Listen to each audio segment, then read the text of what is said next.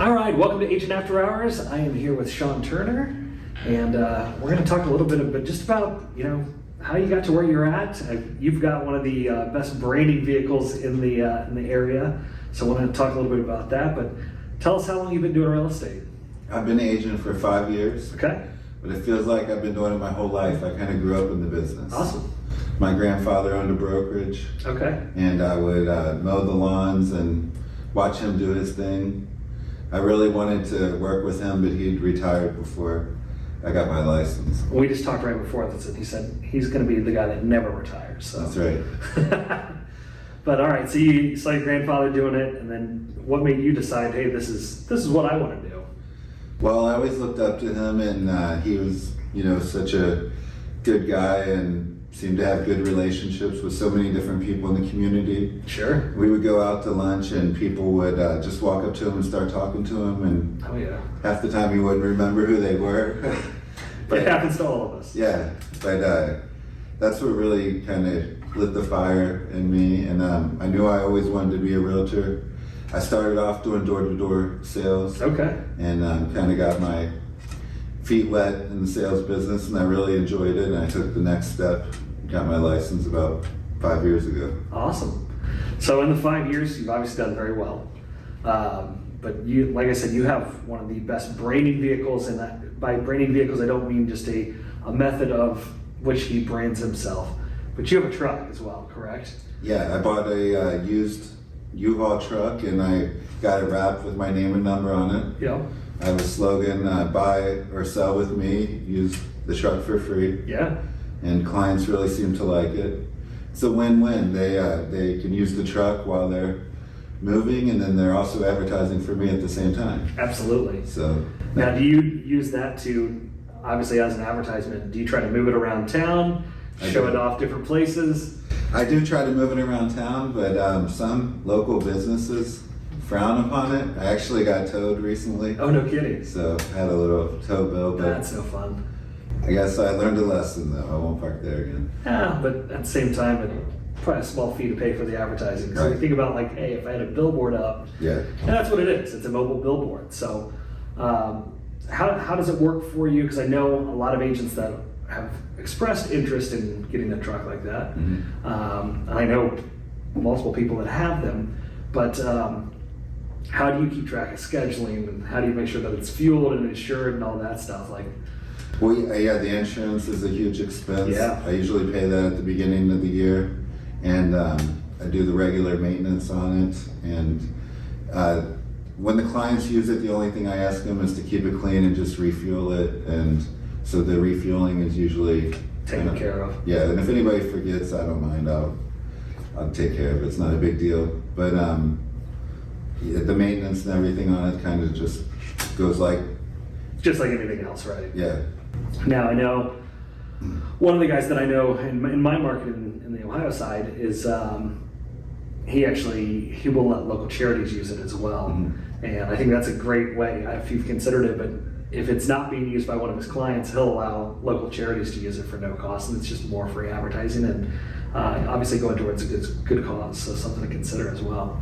Yeah, I've done that once. I did offer it to my church. Sure. And but I haven't had too many people take me up on that, but that is a great idea. Yeah. So walk me through, obviously the truck is a big draw, I think, for potential clients or people that see it as a mobile billboard. But tell me what's your business strategy? What are you doing to get new business? Are you primarily sphere of influence? Do you do leads? Do you door knock still? Well, yeah, I still do a bit of door knocking. Okay. I really like getting out there and rubbing elbows with people, meeting new people. Facebook is a big lead generation tool for me. I advertise on there all the time. Awesome. I got a partner who's a golden retriever. I always take pictures of him with my signs, and Sure. he gets a lot of attention on social media. And my newest thing, I'm always thinking about marketing.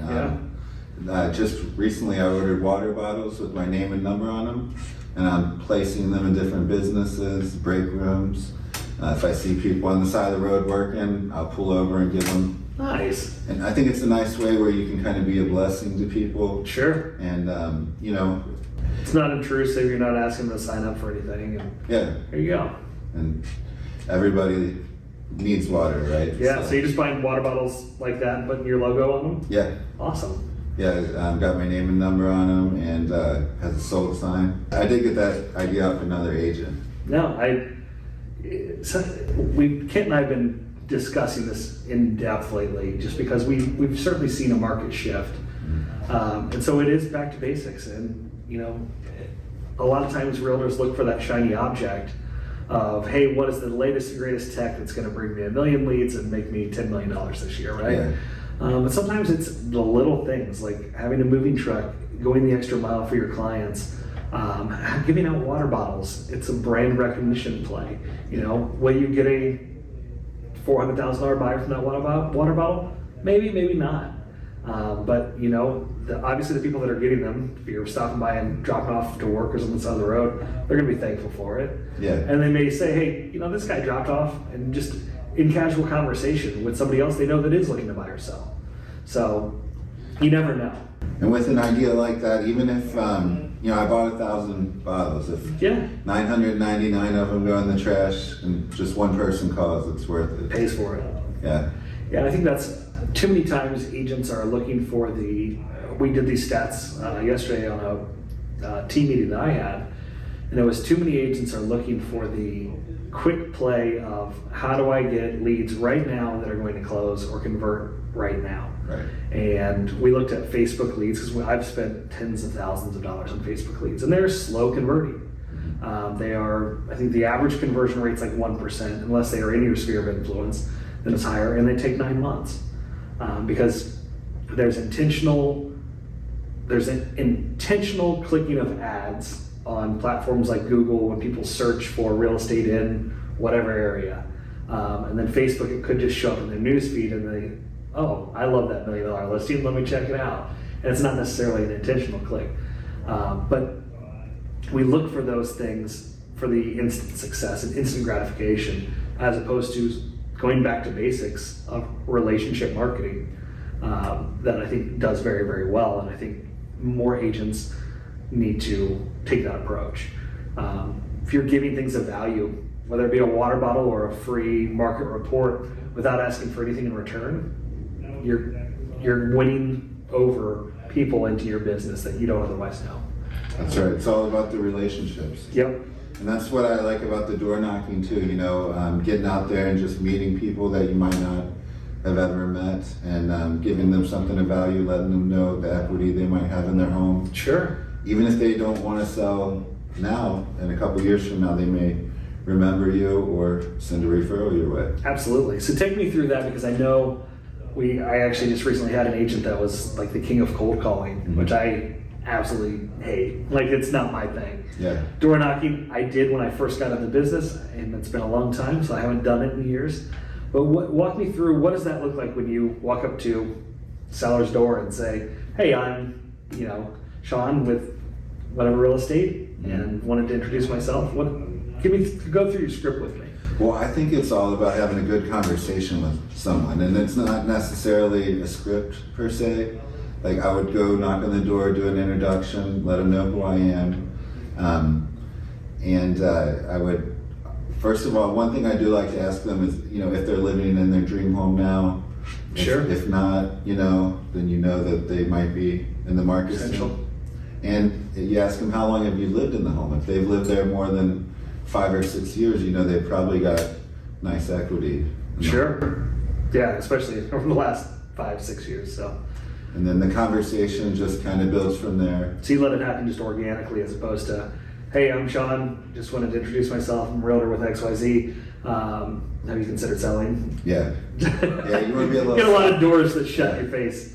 Yeah, I think, it's just getting out there and getting people to talk to you, and if you get to know the name of the dog, you've done pretty well. So I just try to get out there and meet people and make the most of each opportunity. Awesome.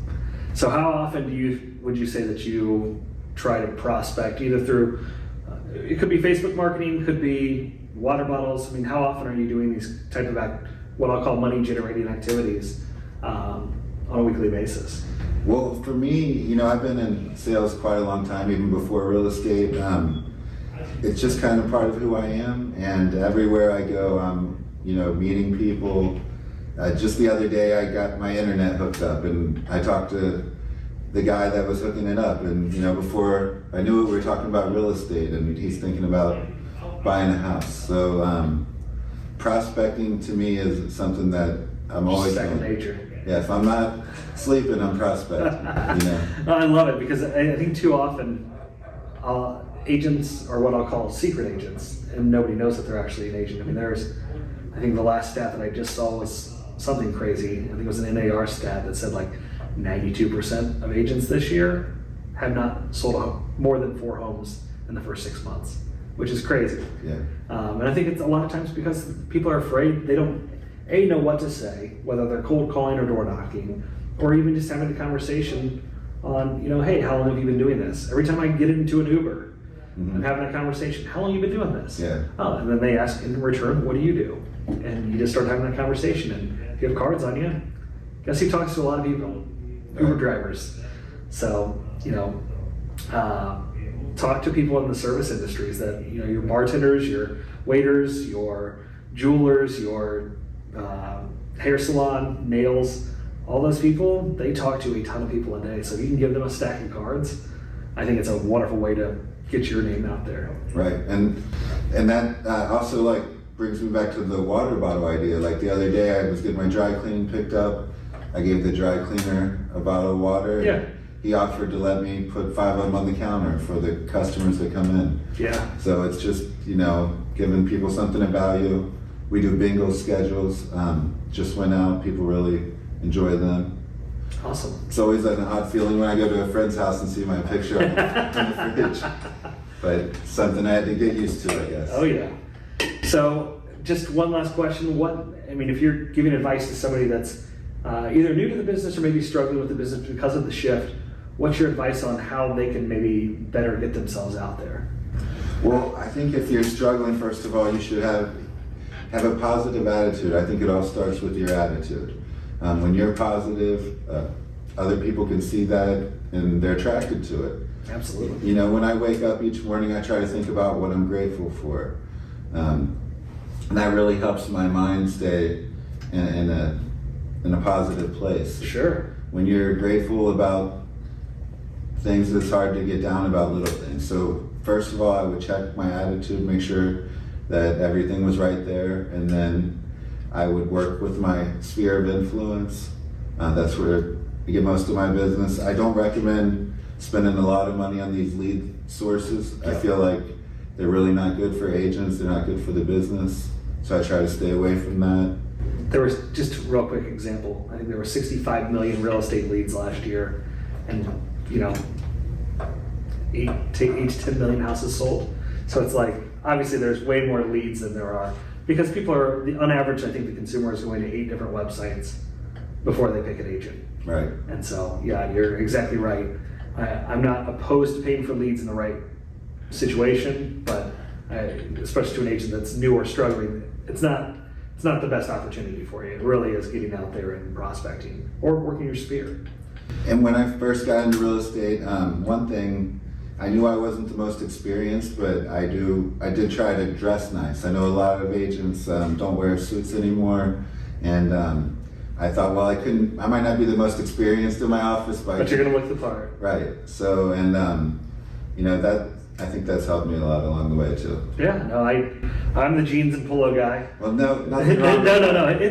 I think that, hey, if you dress the part of who you are, and if you like wearing suits, great. Yeah. I've got agents in my office that wear suits all the time. I've got agents that wear shorts and flip-flops. Yeah. So I think, be who you are and be authentic. But yeah, I think certainly I started when I was 23. Or actually, I opened the brokerage when I was 23. I started when I was just under 21. And so, yeah, I was wearing a tie just about every day. Yeah. Because people didn't know I was 21. Yeah, that's a hard hurdle to overcome. So That is tough for younger agents. now I've just got a ton of gray in the beard, and we just rock it and roll with it. So, well, Shawn, thank you so much for joining. Thank you for having me. Yeah, we'll tag you on the social media right underneath here. If if you guys want to check out some of Shawn's stuff, and we'll see you on the next one.